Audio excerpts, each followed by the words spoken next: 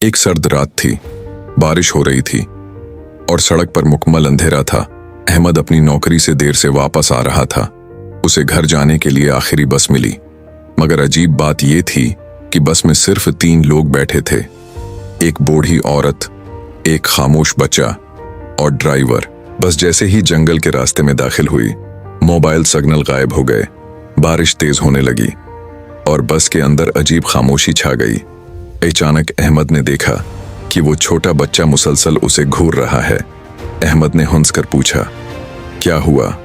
बच्चे आहिस्ता बोला, आपको यहाँ नहीं बैठना चाहिए था। अहमद के जिस्म में सर्द लहर दौड़ गई।